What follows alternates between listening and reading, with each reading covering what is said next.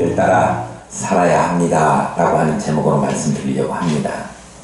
우리는 지금 어디를 살펴보고 있느냐 그러면 고레스 제3년에 다니엘이 히데겔 티그리스 강에서 받은 환상의 내용 제4국시 살펴보고 있는 중이지요. 페르시아 바사 제국이 무너지고 그 다음에 들어선 왕조가 어디죠? 제국이 헬라 제국이에요. 헬라 제국의 알렉산더 대왕이 정말 짧은 시간에 큰 제국을 건설했지만 얼마 가지 않아서 그가 죽게 되고, 그리고 그가 세운 헬라 제국은 4개로 쪼개지게 됩니다. 그 4개로 쪼개질 때 4지역을 다스렸던 사람들이 누구냐 그러면 카산드로스, 리시마쿠스, 프톨레미 혹은 톨레미, 그 다음에 셀류쿠스라고 하는 장군들이 이제 나라의 우두머리가 되어가지고 다스리게 되는데, 그 중에서 성경에서는 특히 톨레미 왕조 그리고 셀류쿠스 왕조 두 왕조들을 중심으로 이야기를 하고 있습니다. 톨레미 왕조와 셀류쿠스 두 왕조가 서로 세력 다툼을 하고 견제하면서 지내오고 있는데요. 톨레미 왕조가 어디를 중심으로? 팔레스틴, 예루살렘, 이스라엘을 중심으로 해서 남쪽에 있으니까 남방이라고 이야기하고, 셀류쿠스 왕조는 위쪽에 있으니까 북방이라고 이야기해요. 그런데 서로 견제하고 세력 다툼을 하고 싸우고 막 그러면서 남방 왕이 북방 왕에게 딸을 시집 보내가지고 정략 결혼을 하잖아요. 그런데 그것도 오래 가지 못하고 깨지고 또 서로 복수하고 서로 침략하고 그렇게 하는 도중에 북방 왕도 또 자기 딸을 남방 왕에게 시집을 보내가지고 남방 왕을 주물럭 해보려고 했지만 그것도 마음대로 되지 않았습니다. 뭔 얘기냐 그러면 안티오쿠스 3세가 어린 남방의 톨레미 5세, 몇 살이라고 그랬죠? 5세, 5살이라고 그랬어요. 5살짜리. 근데 그 결혼할 때쯤 되면 조금 시간이 흘러서 한 7, 6살 먹었을 것 같아요.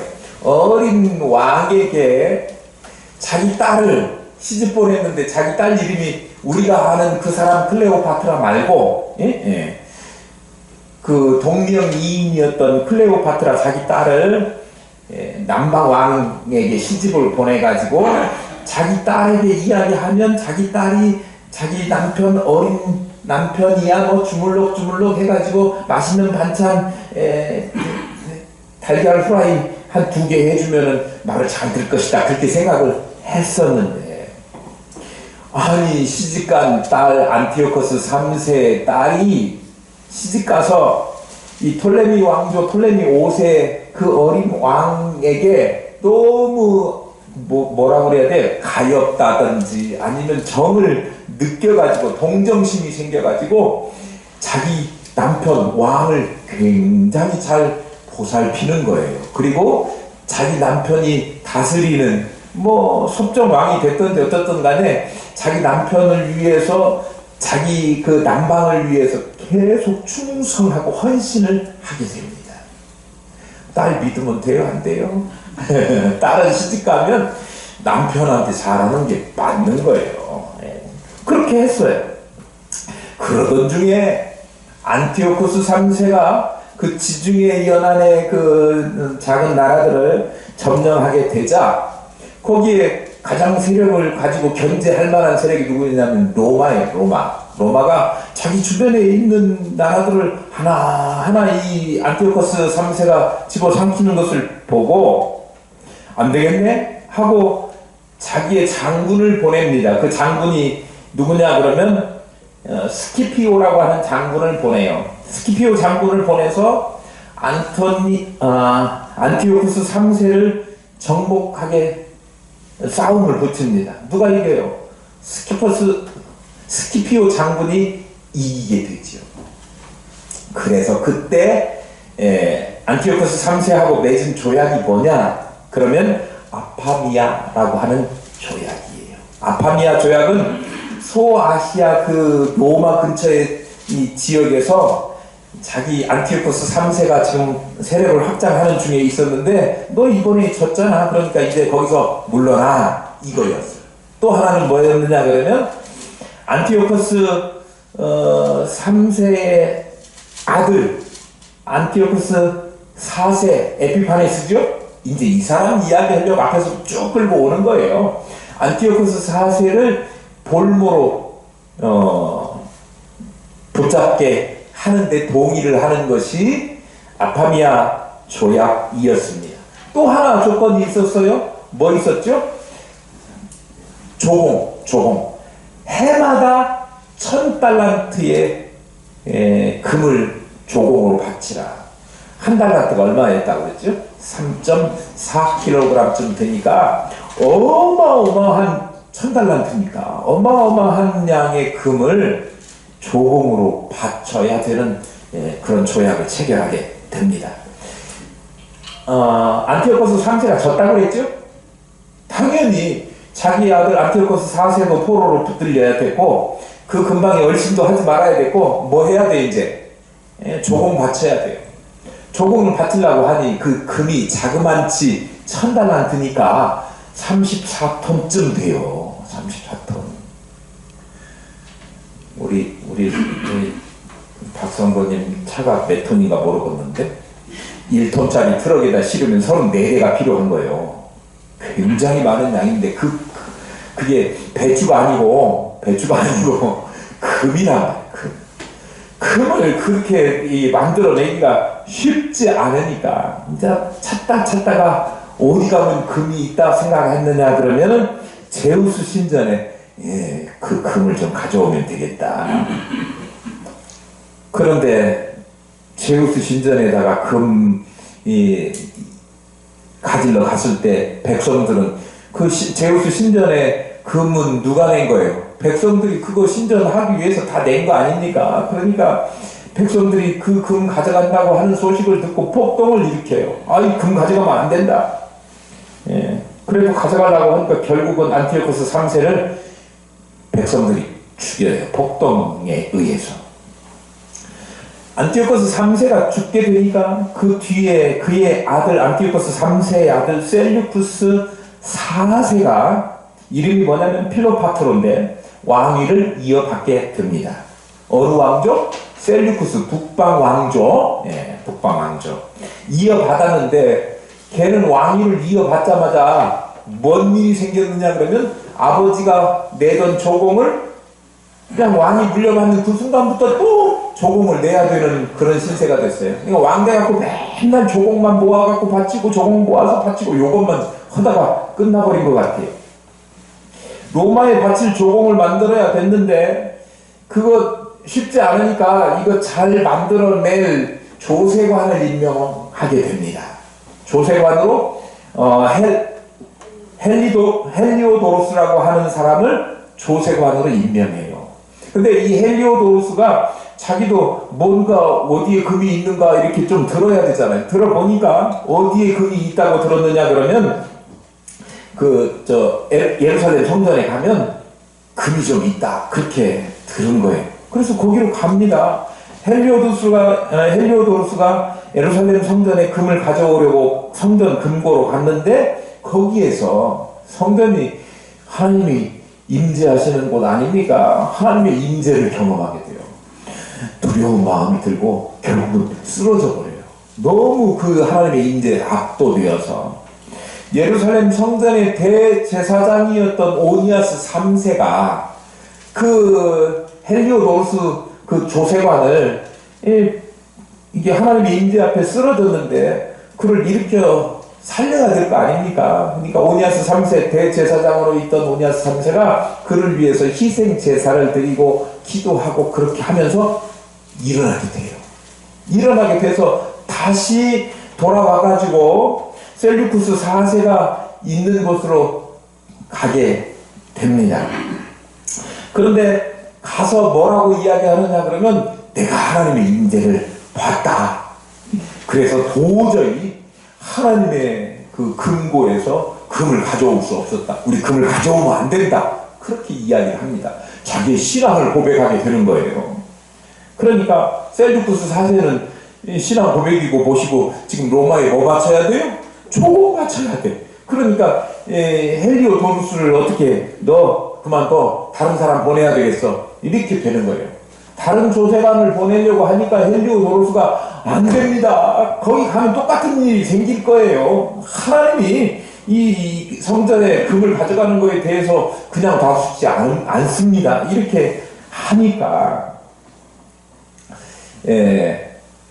그 왕이 셀주쿠스 4세가 그거 안 된다 서로 이렇게 하는 도중에 왕이 말을 안 들어주고 이거 조세관을 또 파견했다면 백성들이 봉기가 일어날 것 같고 그러니까 헬리오도루스가 셀주쿠스 4세를 자기를 먼저 보냈었잖아요. 예루살렘 성전 내 금 갖고 오라고. 그런데 그 사람 황제를 독살해 버립니다.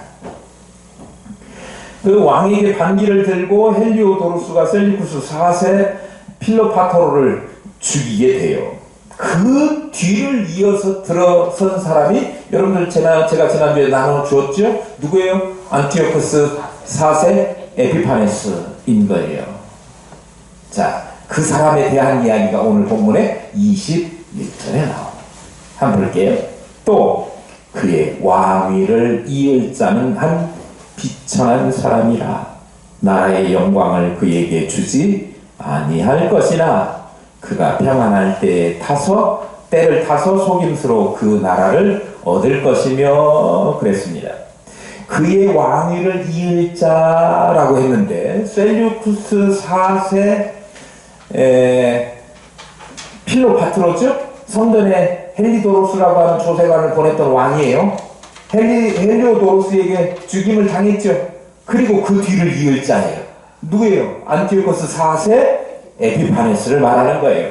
그 사람을 뭐라고 이야기해? 성경이 뭐라고 기록하고 있습니까? 비천한 사람. 그런데 제가 만약에 성경 번역을 한다고 하면 비천한 사람이라고 안 하고 비열한 사람 이렇게 번역을 하고 싶어요. 왜냐하면 비천한 사람이라고 하면 출신 성분 신분이 천한 사람이다 그렇게 이야기할 것 같으니까요. 그러나 천한 사람이 아니고 왕자예요. 왕자. 천하지 않아요. 출신 성분이 천한 것은 아닌데 그가 하는 짓이 무슨 짓이냐 그러면 아주 비열한 짓을 했으니까 우리 성경에는 비천한 사람 그렇게 기록했지만 제가 성경을 다시 번역한다고 하면 비열한 사람 이렇게 쓰고 싶다 그런 이야기예요. 여러분들은 그러니까 비천한 사람이라고 읽고 뭐라고 읽어야 돼요? 뭐라고 알아야 돼? 비열한 사람이라고. 왜 그러냐면요. 셀주쿠스 4세 헬리오도루스를 조세관으로 파견했던 필로파토르가 죽고 나서 그 뒤를 안티오코스 4세 에피파네스가 왕위를 이어받게 되는데 성경이 그를 비천한 사람, 비열한 사람이라고 이야기하고 있는 것은 뭐냐 그러면 안티오코스 에피파네스는 안티오코스의 셋째 아들이에요. 안티오코스 3세가 로마의 스키피오 장군에 의해서 졌잖아요. 그래가지고 아파미아 조약을 맺었지요. 주변에 얼씬거리지도 마. 그리고 아들 보내. 그럴 때 볼모로 갔던 사람이 에피파네스, 안티오코스 4세 에피파네스인 거예요. 거기 볼모로 잡혀가지고 13년 있었어요. 그런데 이 사람이 머리가 비상하고 그리고 돈을 막 잘 써요. 왕실에서 갇혀 있었지만 거기에 요즘 감옥에 가면 뭐 갖다 주죠? 뭐 사 먹으라고 뭐 갖다 주잖아. 그거 안에다가 뭐 넣어주잖아. 뭔 돈이라고 그래?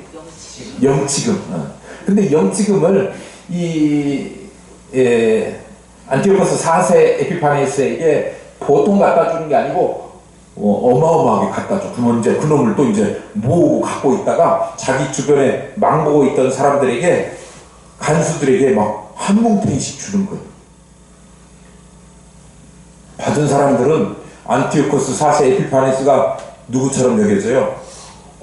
막 자기에게 은혜를 베풀어주는 사람이죠. 사실은 자기네가 지키고 있고 여기는 갇혀있는 사람은 안티오코스 4세지만 상황이 거꾸로 됐어. 여기서 말하고 저기는 들어주는 입장이 되는 거예요.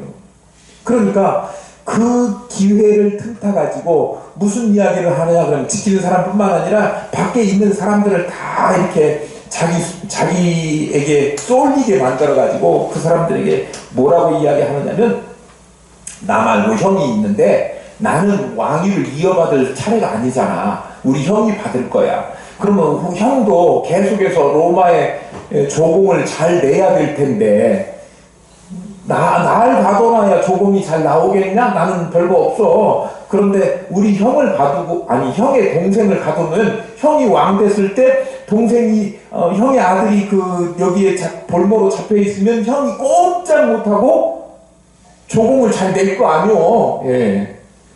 자기 아들이 여기 있는데 어떻게 조공을 안 받쳐? 그렇게 간계를 쓰는 거예요. 거기다가 이미 얻어먹은 것들이 많은 사람들이 그 말을 들어주지 않을 수가 없는 거예요. 그러니까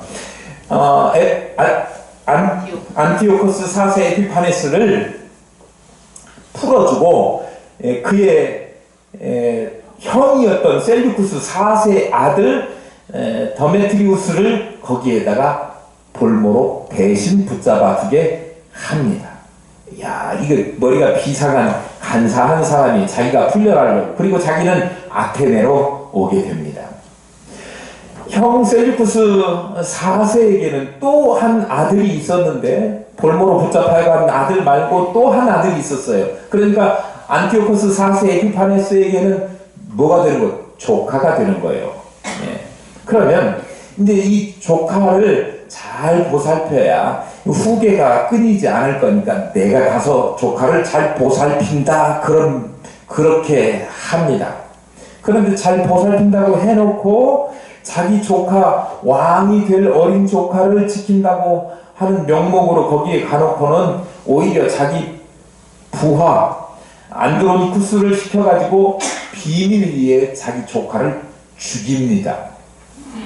그리고 자기 조카가 왕이 되지 못하게 죽이고 난 다음에 자기 신하를 시켜서, 자기 부하를 시켜서 그랬는데, 그 사실이 자기가 시킨 일이 발각될까봐 그 시켰던 신하도 죽여요.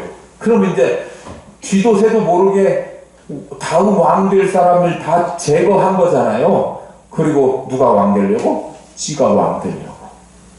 그게 안티오코스 4세 에피파네스예요.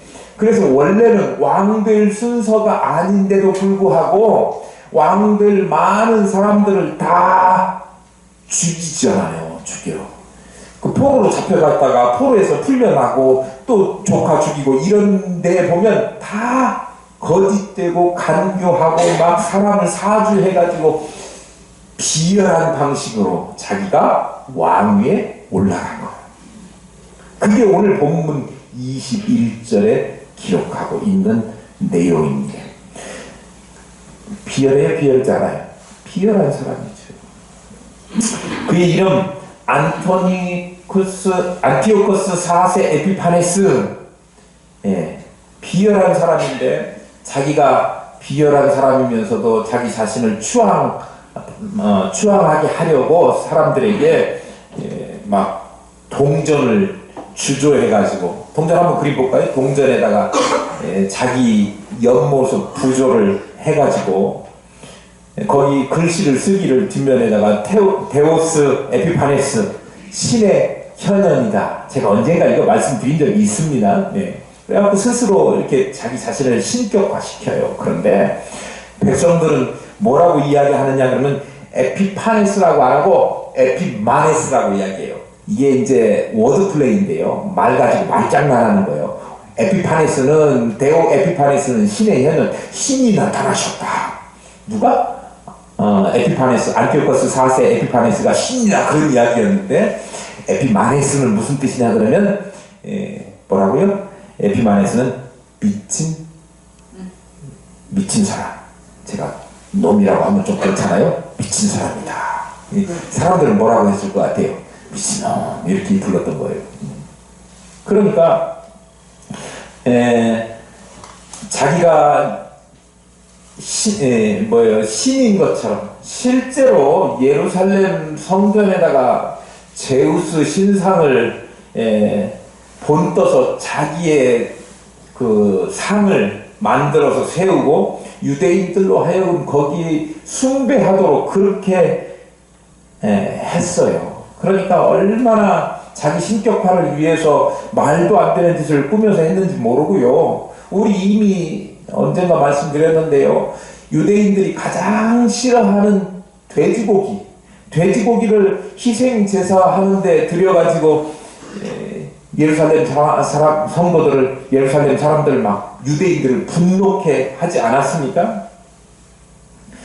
그가 왕의 자리에 올라서 전쟁을 치르면서 많은 전쟁 가운데 승리로 이끌고 승승장구하고 세상의 황제의 자리에 차지하고 막 그렇게 하니까 탁월하고 영화로운 사람, 그의 말 이름 그대로 에피파네스 이렇게 했지만 하나님 보시기에는 그가 뭐한 사람이에요? 성경이 기록한 대로 비천한 사람, 비열한 사람 이런 거예요. 하나님 보시기에 비열하고 비천하기 짝이 없는 그런 사람일 수밖에 없었고 결국은 하나님의 심판을 받아서 죽고야 말게 됩니다.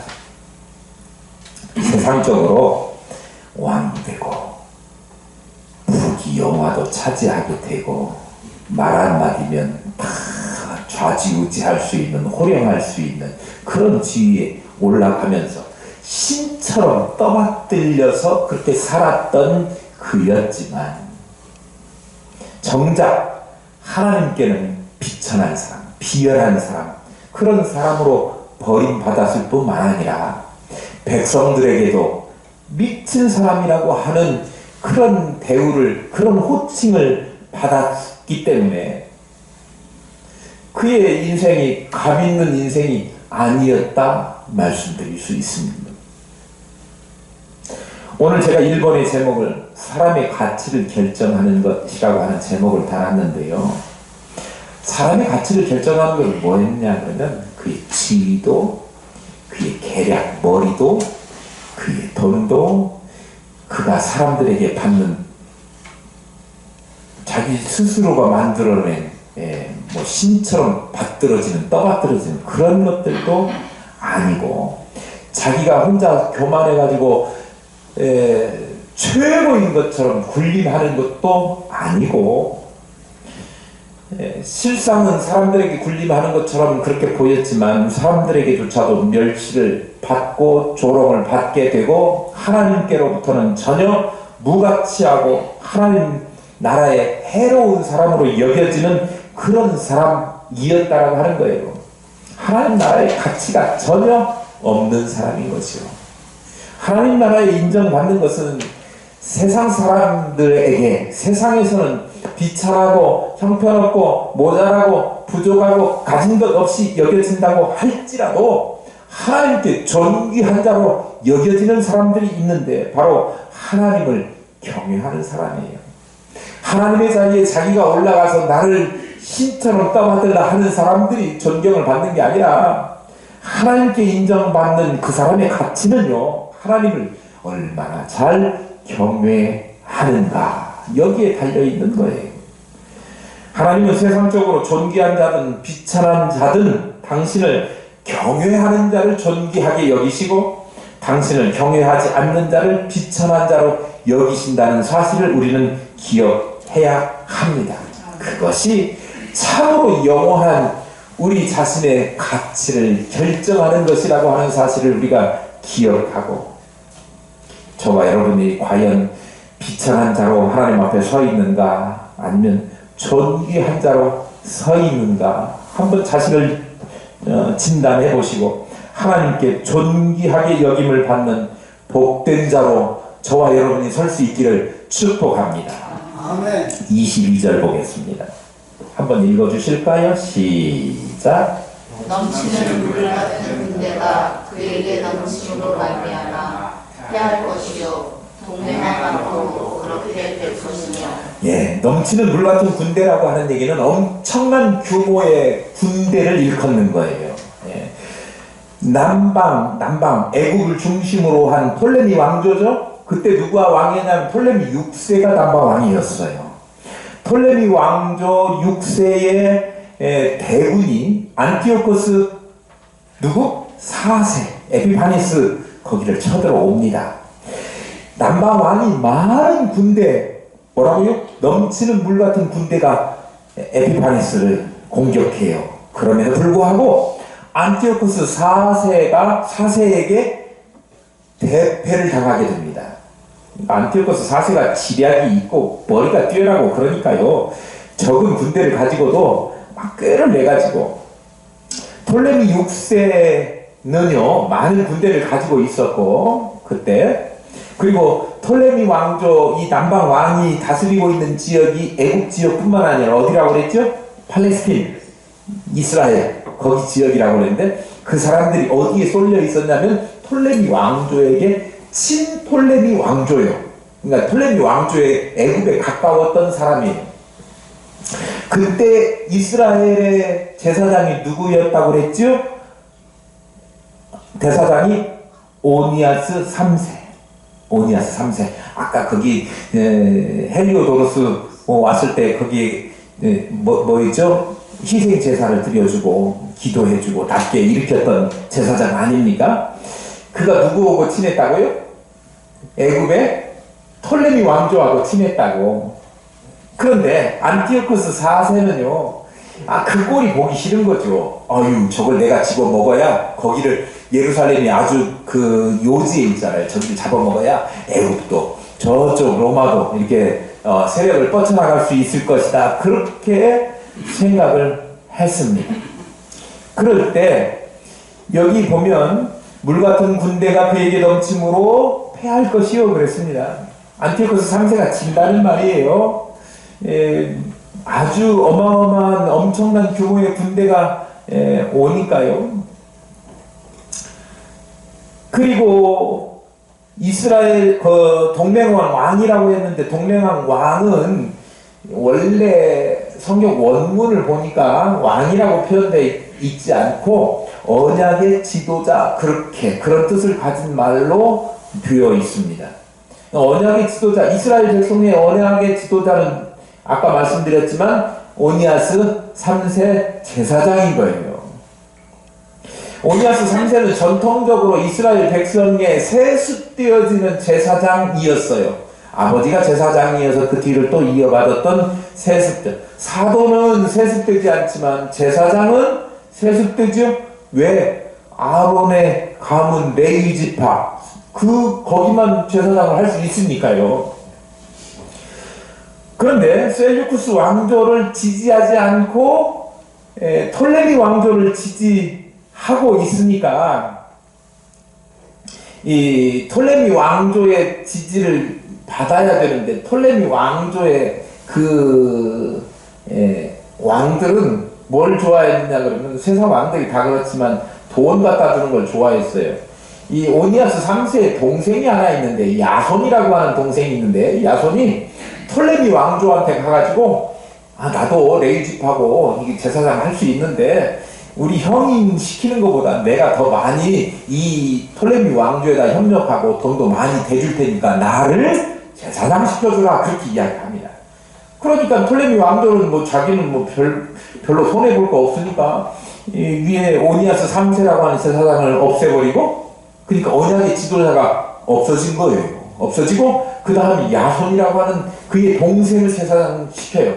그런데 그걸 보고 있다, 제사장 이거 돈만 주면 이게 바뀔 수 있는 것이구나, 이렇게 생각을 하고, 그 다음에 등장한 사람이 메넬리우스라고 하는 사람이 있는데, 메넬리우스도 내가 저거 돈 주고 저 자리 차지해야지 라고 하는 생각을 가지고 이 톨레미 왕조에게 가가지고 나에게 돈 줘, 내가 야손보다 더 많이 줄게, 그러면서 그 자리를 삽니다.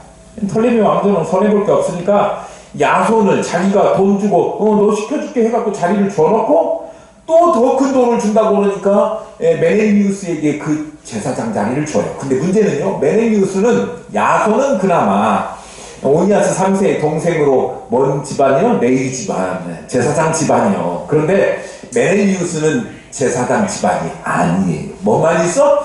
돈만 있어.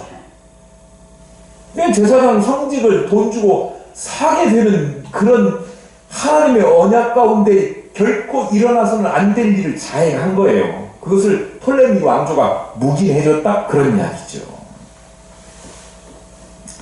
그래서 안티오쿠스 4세가 야손을 몰아내고 메넬라우스를 대제사장에 임명을 했는데, 메넬라우스는 뇌물을 바치려고 예루살렘의 성전에 들어가가지고 보물을 훔치게 됩니다. 그러니까 쫓겨났던 오니아스 3세가 무슨 일을 벌이냐 그러면 사람들에게 그 사실을 고자질해요. 알렸어. 고자질이라고 하면 안 되겠네요. 알렸어요. 야손 내 동생도 돈 주니까 야손에게 하더니 이제는 야손보다 돈 더 많이 준다고 하니까 메넬리우스에게 이렇게 했고, 메넬리우스는 지도 내는 것도 아니고 성전에 있는 보물을 훔쳐다가 뇌물 주려고 한다. 그 사실을 백성들에게 이야기하니까 이스라엘 백성들, 유대인들은 성전에 있는 거에 대한, 성전에 대한 애틋한 애착과 그거에 대한 아주 소중하게 여기는 마음들이 있지 않습니까? 그러니까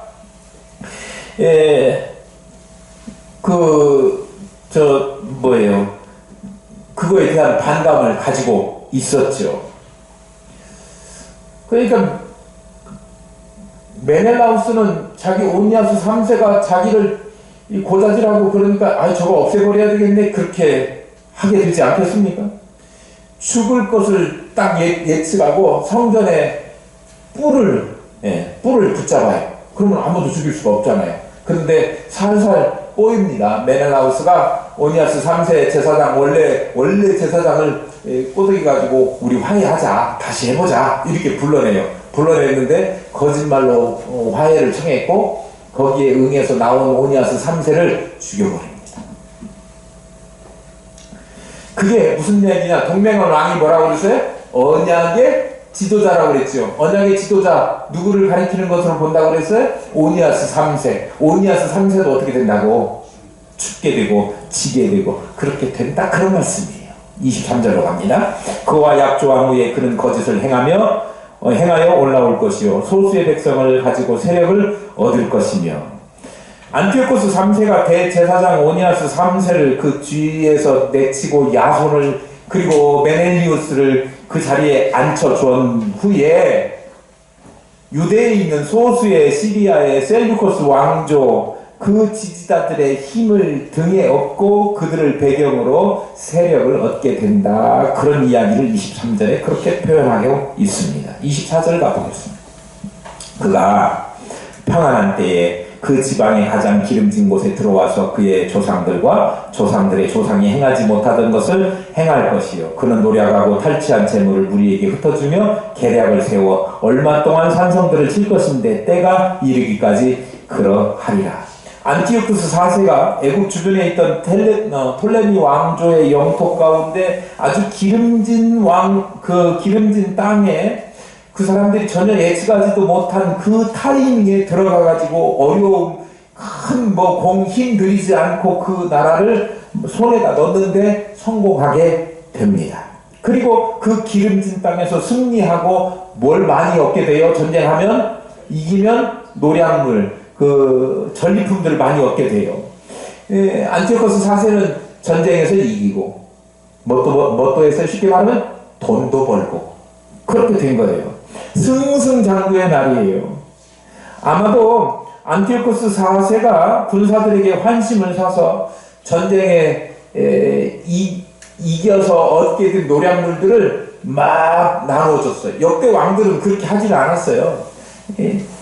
전쟁에서 한 노획물, 전리품들은 창고에다 넣어놔서 왕실의 재산으로 쓰거나 왕이 자기가 갖거나 그렇게 했지, 누구에게 막 이렇게 인심 쓰면서 선심 쓰면서 베풀지를 않았는데, 안티오코스 4세 에피파네스는 아주 머리가 비상한 사람이라 자기 사람들로 끌어들이려고 전쟁을 나가서 노획하기만 하면 이렇게 너희들한테 다 돌려줄게 하면서 막 뿌린 거예요.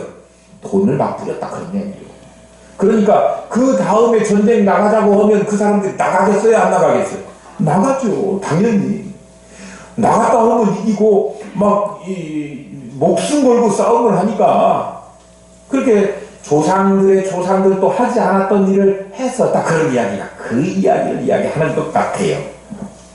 어쨌든 그렇게 해서 산성들을 자신의 지지 기반을 튼튼하게 하고 그거 가지고 또 전쟁들을 하고 이렇게 승승장구하고 그리고 산성들을 소나기에 넣고 이렇게 하는데 그게 하나님께서 정한 기간까지만 승승장구한다 그런 이야기예요. 끝까지 승승장구하는 게 아니라 자기 머리로 막 세상 방법 동원해가지고 사람들 좋아하는 거 막 자리도 주고 너 다음에 하면 도지사 줄게 너 참모총장 줄게 막 이렇게 해가지고 그렇게 해갖고 사람들을 사가지고요. 그런데 그 승승장구가 끝까지 가는 게 아니고 안티오코스 4세 에피파네스가 끝까지 그렇게 승승장구하는 게 아니고 하나님 정하신 때까지만 가능하다 그런 이야기예요. 25절 그가 그의 힘을 떨치며 용기를 다하여 큰 군대를 거느리고 남방왕을 칠 것이요 남방왕도 힘이 크고 강한 군대를 거느리고 맞아 싸울 것이나 능히 당하지 못하리니 이는 그들의 계략을 세워 그를 침입니라. 안티오코스 4세 에피파네스가 정치적 야심이 대단한 사람이었어요. 그냥 한가롭게 자기가 만들어 놓은 제국에서 그냥 정원을 거닐면서 내 노년을 보내야지 이런 사람이 아니었어요. 할 수만 있으면 더 많은 나라를 정복하려고 최대한 자기의 능력을 끌어올리고 자기 세력을 확장하기 위해서 막 돈도 막 쓰고 그래서 주변국들을 집어삼키려고 하는 노력을 했다 그런 이야기예요. 그래서 안티오코스 4세 에피파네스가 어디를 침략하겠어요? 애굽 남방을 톨레미 왕조를 치려고 했겠지요. 톨레미 왕조 그때 왕은 톨레미 왕조 6세였습니다. 6세가 다스리던 주전 169년에 거기를 침공하게 돼요. 톨레미 왕조 6세가 안티오코스 4세가 이끄는 군대보다 훨씬 많았지만 그럼에도 불구하고 안티오코스 4세 에피파네스가 전술 아주 지략가이기 때문에 그걸 당해낼 수가 없었습니다. 그리고 또 에피파네스가 톨레미 왕조의 그 내각들 있잖아요. 그 사람들을 막 꼬드겨가지고 너네가 비록 지더라도 이쪽으로 투항하고 유리하면 뭔가 보답을 해줄게 이렇게 사주를 해가지고 결국은 내분 때문에 톨레미 6세가 지고요. 안티오코스 4세 에피파네스가 이기게 되는 거예요. 26절 보겠습니다. 그의 음식을 먹는 자들이 그를 멸하리니 그의 군대가 흩어질 것이요 많은 사람이 엎드러져 죽으리라. 그의 음식을 먹는 자들이 그를 멸한다라고 하는 얘기는 톨레미 6세의 신임을 얻어서 톨레미 6세가 베푸는 은혜를 누리는 사람들, 그러니까 자기의 내각들인 거예요. 자기 근처 자기 신하들인 거예요. 그 사람들이 배반해요. 내분을 일으켜요. 그래가지고 넘쳐 흐르듯이 많은 군대를 가지고 왔어도 안티오코스 4세에게 지게 된다. 그런 말씀입니다. 결국 안티오코스 4세가 남방왕 톨레미 6세를 포로로 잡아가요. 그러니까 안티오코스 4세는 속임수, 잔꾀 그런 걸 가지고 사람들을 다 농락하고 자기가 손에 넣으려고 하는 것을 손에 넣고 남방 애국을 손에다 넣으려고 했는데 정말로 장악하고 왕을 포로로 잡아왔지 않습니까? 그런 거 보면 안티오코스 4세 에피파네스가 하는 짓거리라고 하는 것은 정말 비열하고 하는 짓마다 그냥 아주 나쁜 짓만 골라하고 자기의 목적을 위해서라는 수단과 방법과 절차 같은 것 다 무시하는 사람이에요. 심지어는 막 제사장 직책까지도 막 마음대로 팔아먹고 했던 사람 아닙니까? 그런데도 또 이겨요. 막 속에서 불이 나요. 승승장구예요. 우리도 세상을 보면 하나님 잘 섬기는데 우리는 어렵고 힘든데 저렇게 하나님 말씀도 안 듣고 잔꾀대로 하는 대로 잘 풀리고 막 부자 되고 원하는 거 다 손에다 넣고 하는 걸 보면 과연 하나님의 공이라는 것이 살아있는가라고 생각되고 의심이 될 정도일 때가 많다 그럽니다. 그런데 하나님께서 종종 거짓을 행하고 이런 사람들이 흥하게 되고 이런 것들을 묵인하시는데 끝까지 그들이 승승장구하고 결론도 그들의 승리로 끝나는 것이 아니라 그 기간은 하나님이 정하신 때까지 뿐이라고 하는 거예요.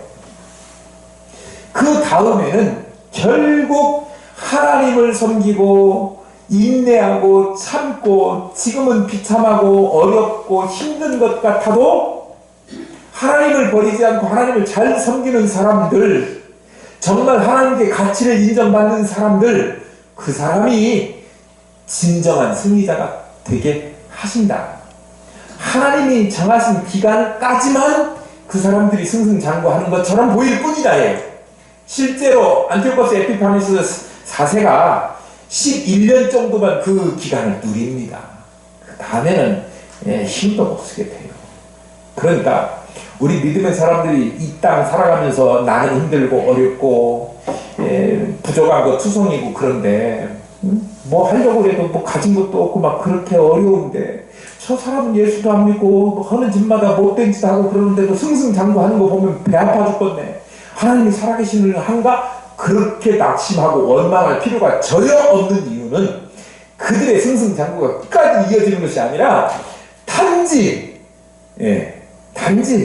일정한 기간 동안 자기가 돌아오면 회개하면 좋지만 돌아오지 않으면 그의 영원한 멸망이 결정되는 일이 그 일에 의해서 결정될 것이고, 그 기간을 인내하고 참아내고 끝까지 견딘 자에게는 환난이 있고 핍박이 있고 어려움을 당하나 힘든 시간, 역경의 시간을 보내나 하나님께서 때가 되면 그들에게 하나님의 방식으로 보호하시고 또 은혜를 주시고 상급을 주실 것을 반드시 그렇게 하시는 분이시라고 하는 사실을 우리에게 가르쳐주고 있는 거예요.